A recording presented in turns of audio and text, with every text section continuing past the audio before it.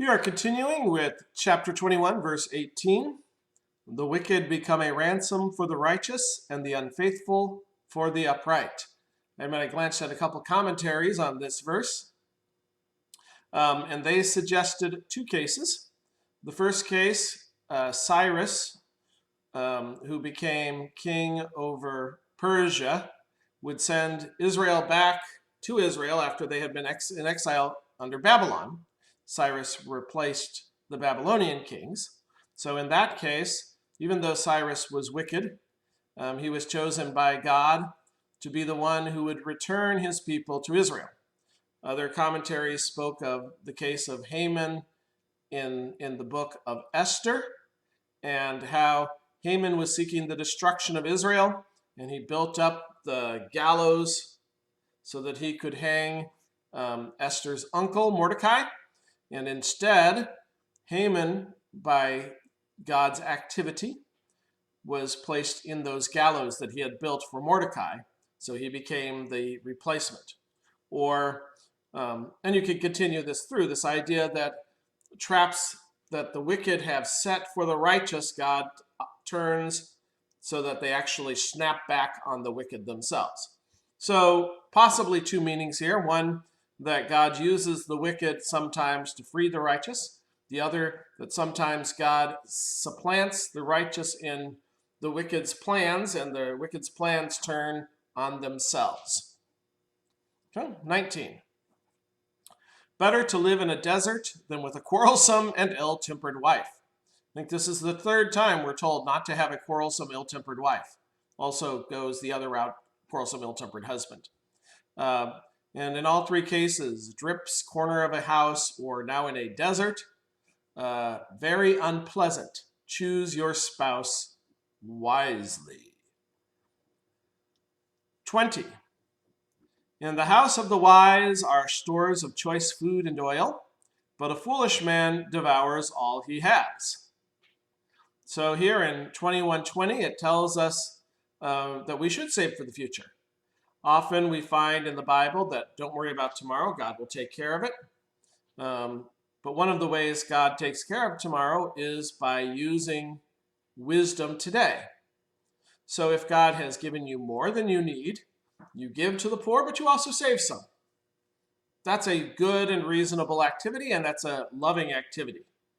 To know that God's gifts, as in the case of Joseph in the kingdom of Egypt, his gifts were given for 7 years, and then they had the famine for 7 years, and Joseph saved up much during those 7 years. Then during the 7 years of famine, he was able to take from the warehouse and not only enriched the Pharaoh, but he also saved many lives. And he helped out the poor who otherwise wouldn't have been fed, as well as helping out himself. So it is a wise and a loving thing to put aside stores, not because you don't trust that God will take care of you, but because you know that God works through the means of employment and growth and the means of reason. And when he gives good more than you need, it's got a purpose too. Its purpose is not to make you fat. Its purpose is to help out those presently who also are in need that he puts in your presence.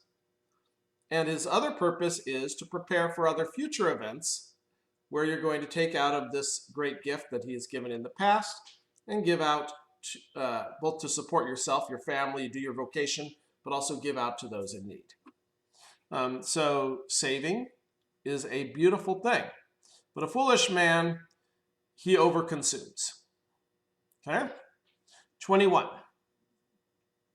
He who pursues righteousness and love finds life, prosperity, and honor. Okay. So if you pursue the things of God, righteousness, those things that make God pleased, and love, that's how you do righteousness. You look out for the interests of others. You look out to God for his great gifts and thank him. You do love. You do acts of doing what is better for others. When you do those things, the results, because of God and because of his design, are life, eternal life with God, number one, but also in this world, you have people who help you out when you're sick. You avoid the dangers and traps of unrighteous living. prosperity. As we noted in just a passage ago, you save up things for the future. You are studious and you work hard so that you generate and you use the resources God has given to produce more resources. So you prosper. God uses means, and the means of your saving and your working and your being kind to others produces in you much good things. And honor. And other people notice. Other people say, look at him. He is a man who is, or a woman, who is righteous, who is industrious, a person who God has blessed, and a person who shows love. So, moving on, 22. A wise man attacks the city of the mighty and pulls down the stronghold in which they trust. Well, this is an interesting one. My footnote to my study Bible says here, probably another way of saying wisdom is better than strength, where spiritual weapons have divine power to demolish strongholds. Because generally you would think that wisdom would say, don't attack the mighty. But let's look at David. If we use wisdom here not as earthly wisdom, but the wisdom of God, what did David do? David said, in my wisdom I trust in the Lord, that when I do what is right, he will defend and he will result in a good consequence. He will cause, what I do to have a good consequence. And he attacked the mighty. He went right after the big evil who was attacking God, Goliath. And God, in his case, certainly demonstrated that he was a wise man, a person who was following the path of Christ. So in modern terms, if you see a person or a position in society, say, abortion, that would be a case of evil, something that goes against the law of God. It's a big, powerful lobby, and you go up against it, trusting in God to do what is right. It says you're a wise man. And God may very well use you to pull down that stronghold. Because they trust in the fact that abortion is too big and too rich and generates too much power to be destroyed. And certainly it is a intimidating monolith. But God is more powerful.